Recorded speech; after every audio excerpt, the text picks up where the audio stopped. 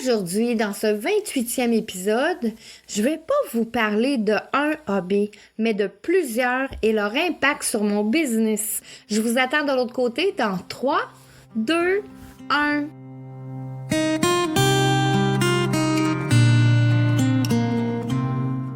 Au temps méridien, ça c'est le nom que tu dois retenir. C'est là que je vais t'inviter à prendre une place bien au chaud à mes côtés.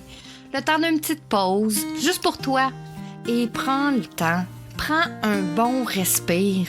Nous sommes là, ensemble, où le temps s'arrête quelques minutes. Je te ferai découvrir comment je fais pour réussir quand on est sur une voie royale de l'alchimie. Au temps méridien, c'est là où le temps est en suspension. Je pourrais te dire, on va parler d'herboristerie, de développement personnel, de psychomagie, de physique quantique, de mémoire cellulaire, de psychogénéalogie, mais pas que. Je pourrais te dire que j'ai des diplômes en bioénergie, en art, en kinésiologie, en massothérapie, puis plein d'autres. Je pourrais te dire que j'ai travaillé avec des médecins, des profs, des kinésithérapeutes pour athlètes olympiques, des chiropraticiens, des ostéopathes, beaucoup de personnes connues et reconnues. Mais au final, c'est pas ça qui va changer si tu m'aimes ou pas, si t'adores venir me rencontrer au temps méridien ou si tu passes ton chemin. Aujourd'hui, dans ma vie, c'est pas le plus important. Le plus important pour moi, c'est si ce que je partage touche juste une personne, ça voudra dire que je vais avoir fait ma job. Je vais avoir fait ce pourquoi je suis née. Aider ceux qui ont besoin de retrouver leur route pour se sentir enfin libre, autonome et intuitif. Pour que tu puisses toi aussi dire « Je suis l'artisan de ma vie, le druide de mon âme ». Viens avec moi, je vais te tenir la main et te dire comment j'ai fait pour être libre, autonome et intuitive.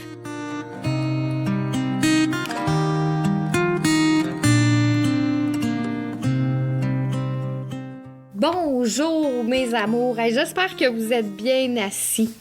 Aujourd'hui, il faut que je vous parle d'un hobby qui a eu un impact sur mon business. Puis moi là, je vais pas vous en parler juste de un, je vais vous en parler de plusieurs. Puis aussi, comment j'ai fonctionné à travers tout ça. Parce que moi, à 32 ans, là, je disais aux gens autour de moi, je suis à la retraite. Puis là, ils me disaient, ben voyons donc, t'es bien trop jeune pour être à la retraite. Comment ça se fait que t'es à la retraite à 32 ans? Je disais, parce que moi, je fais ce que j'aime dans la vie. Puis, je fais partie de ces chanceuses qui, tout au courant de ma vie, mes hobbies se sont quasiment toutes transformées dans mon business. Et là, si je repars en arrière, toute jeune, tout ce qui était tarot, numérologie, astrologie, tout ça, c'était un hobby quand t'es jeune puis que t'as 12 ans. Le premier livre que j'ai lu, moi, c'était la puissance de votre subconscient. Donc, puis à 12 ans, puis j'étais intéressée déjà par l'astrologie, je regardais les gens, je devinais leurs signes. Donc, ça a fait partie de mon hobby. J'allais à l'école, hein, j'avais une vie normale. Alors, donc, et la première entreprise que j'ai eue à 18 ans, ben j'enseignais le tarot et la numérologie. Donc, mon hobby est devenu mon métier. Suite à ça, ça a été pareil. J'adore les animaux. J'ai travaillé en entreprise pour des animaux. J'ai fait de la psychologie canine. J'en fais toujours d'ailleurs au niveau de la psychologie animale. Pas que la canine, mais ça fait partie aussi de mon métier. Souvent, comme thérapeute, coach, nos clients ont des animaux et ça arrive des fois je fais un volet là-dessus. Ensuite, j'ai eu une école de peinture, mais avant d'avoir cette école de peinture-là, j'avais comme hobby d'aller peindre. J'avais un prof, c'était un hobby. Mon hobby est devenu mon métier par la suite. Je me suis soignée, moi, avec des plantes depuis l'âge de 20 ans. Plus tard, j'allais prendre une formation. Puis au travers de ma formation, ben j'ai eu une clientèle au niveau d'herboristerie. Donc, ça devient tout un mix.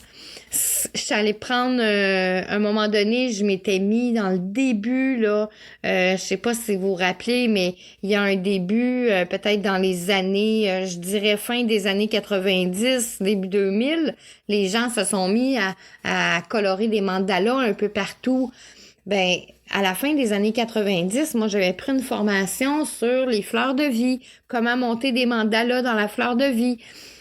Cet AB-là est devenu aussi un projet que je suis en train de monter en parallèle. J'en parle pas tout de suite, mais pour vous dire que ça a un rapport avec les fleurs de vie que j'ai dessinées, ça a un rapport aussi avec mon projet qui s'en vient. Donc, toutes mes hobbies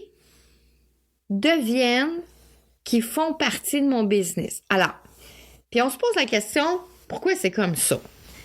Quand tu as envie de faire de ta vie que ton métier soit quelque chose que tu es passionné pour, je pense que les deux vont ensemble.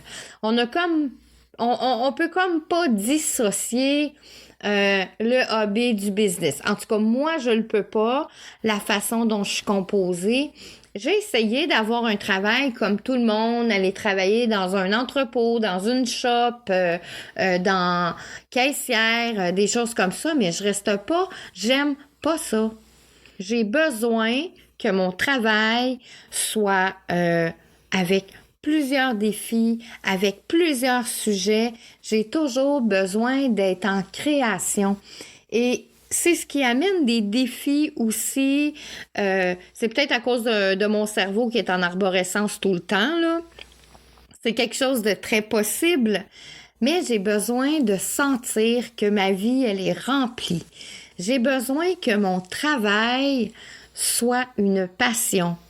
Et quand on fait un hobby, c'est parce qu'on est passionné. Tu sais, on fait pas un hobby juste pour faire un hobby. Non. On en retire vraiment un bien-être total envers ce qu'on est en train de faire. Donc, pour moi, il n'y a pas de division entre le hobby et mon travail.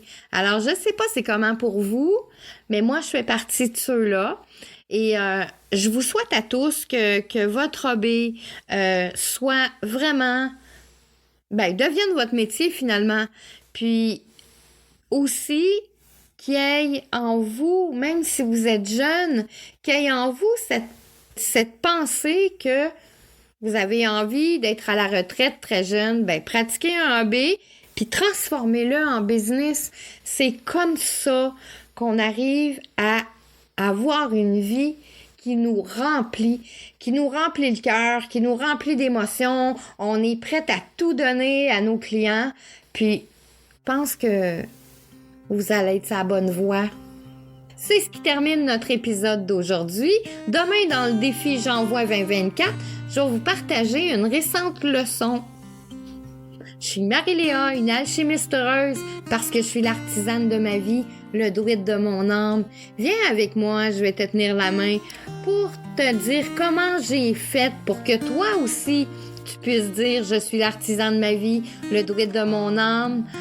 Bonne journée à tous et chacun. Je vous embrasse et je vous dis à demain dans le défi J'envoie 2024.